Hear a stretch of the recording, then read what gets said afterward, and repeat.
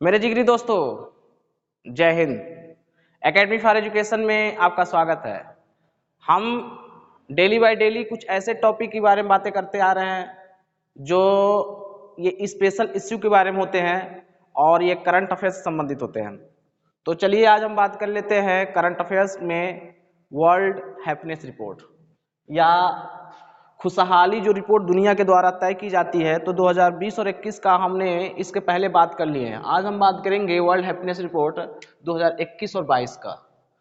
तो चलिए इसके पहले जान लेते हैं कि ये वर्ल्ड हैप्पीनेस रिपोर्ट होता क्या है। देखिए, दुनिया के सापेक्ष देखा जाता है कि कौन सा देश कितना खुश है, कौन सा देश कितना नाखुश है। तो वहाँ पर कैसे जाना जाता है कि कौन सा देश कितना खुश है कितना।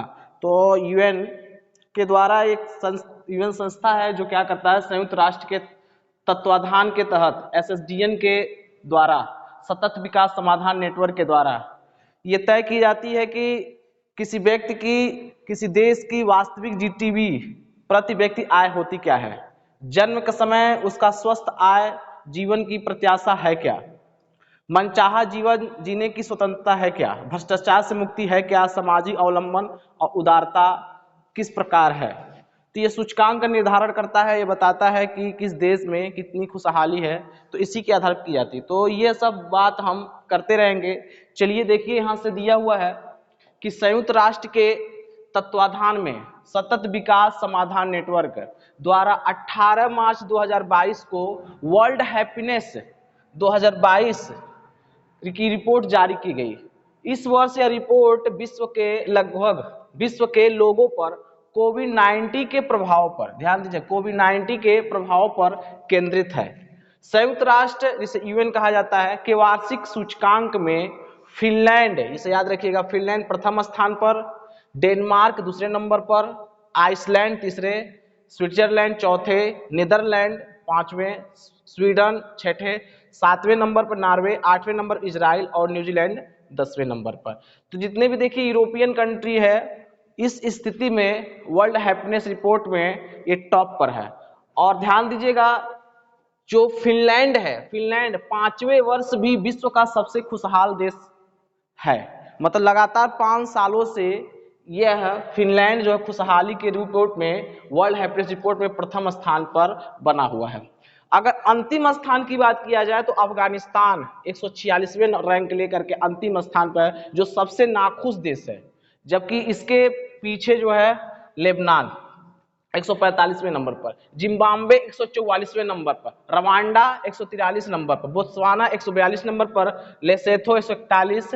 रूस और यूक्रेन में जो युद्ध चल रहा है, तो युद्ध के कारण जो है इसकी जो स्थिति है वर्ल्ड रिपोर्ट में क्या आई है, गिरावट आई है। तो वहां पर भी स्थिति क्या है, भयावह हो रही है। रूस 80वें नंबर पहुंच चुका है और यूक्रेन 98वें नंबर पर। इसी प्रकार सर्बिया, बुल्गारिया, रोमानिया में वृद्धि हुई है, भलाई के रूप में क्या वृद्धि हुई, मतलब वहाँ का हैप्पीनेस रिपोर्ट क्या हुआ है, अच्छा हुआ है, वहाँ की खुशहाली बढ़ी है। अगस्त 2021 में तालिबान के फिर से सत्ता में आने पर यूनिसेफ ने यह अनुमान लगाया कि 5 वर्ष से कम आयु के बच्चे की इस सदी में भूख से मरने की संभावना ज्यादा है। तो 5 वर्ष से जो जितने भी बच्चे हैं, यूनिसेफ का यह क्या है, अनुमान है। भारत की स्थिति की बात किया जाए तो 136वां स्थान पर, देखिए 136वां स्थान है और कितने देशों में, 146 देशों में 136वां स्थान भारत का, जबकि अमेरिका का 16वां स्थान है। भारत के पड़ोसी देश की बात किया जाए, चीन 72वें स्थान, 72 अंक लेकर के है। देखिए अब चीन की स्थिति क्या है, भारत से अच्छी है। नेपाल की भी स्थिति अच्छी है, बांग्लादेश की भी स्थिति अच्छी है, पाकिस्तान भी अच्छी है। भारत के छापे श्रीलंका का 127वें नंबर पर है। तो अभी भारत में जो यह है, देखा जाए तो वास्तविक जीडीपी प्रति व्यक्ति आय भी कम है, जन्म के समय जो स्वास्थ्य जीवन प्रत्याशा भी कम है, मनचाहा जीवन जीने की स्वतंत्रता भी कम है, भ्रष्टाचार से मुक्ति, भ्रष्टाचार तो अपने यहाँ असीमित हो चुका है, और सामाजिक अवलंबन उदारता यहाँ पर भी धीरे धीरे क्या हो रहा है, एक डिस्फ्लेक्शन कह सकते हैं, उत्पन्न हो चुका है।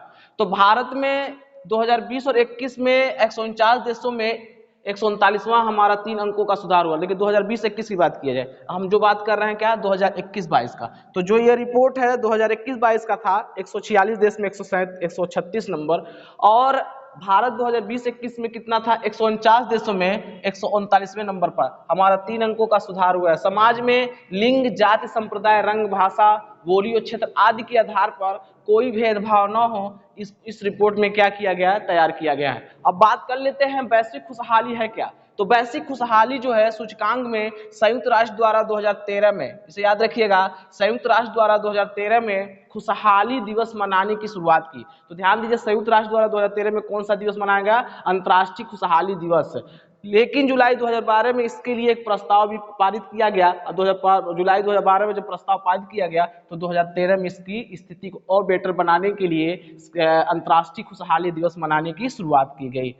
पहली बार खुशहाली दिवस का संकल्प भूटान द्वारा लाया गया। ध्यान दीजिएगा, पहली बार खुशहाली दिवस का संकल्प किसके द्वारा लिया गया, भूटान द्वारा लिया गया, जिसमें 1970 के दशक की शुरुआत से राष्ट्रीय आय के बजाय राष्ट्रीय खुशी के महत्व पर जोर दिया गया तथा सकल राष्ट्रीय उत्पाद, जिसे जीएनपी कहा जाता है, ग्रॉस नेशनल प्रोडक्ट कहा जाता है, सकल राष्ट्रीय खुशहाली जीएनएच को अपनाया गया। इसकी जीएनएच क्या है, इसकी अवधारणा को भूटान के चौथे राजा जिग्मे सिग्मे वांगचुक द्वारा, ध्यान दीजिएगा, भूटान के चौथे राजा जिग्मे सिग्मे वांगचुक द्वारा वर्ष 1972 में प्रस्तुत किया गया।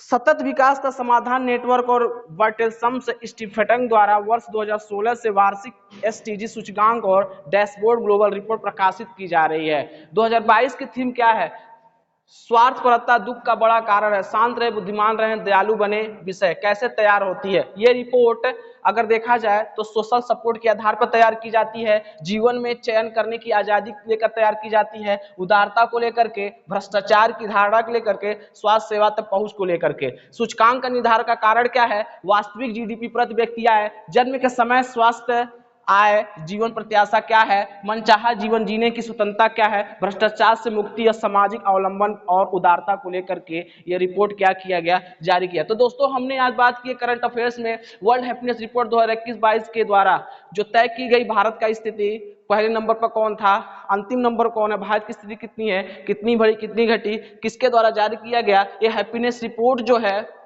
वैश्विक खुशहाली सूचकांक किस आधार पर डाला जाता है, इसकी शुरुआत कब से की गई, इसमें कौन सा देश कौन सा राज्य इसमें भागीदार हुआ, इसके बारे में हम बात कर लिए। इसी तरह से मिलते रहेंगे, इंपॉर्टेंट फैक्ट टॉपिक के बारे में बात करते रहेंगे। वीडियो समाप्त करते हैं, मिलेंगे कल। Thank you.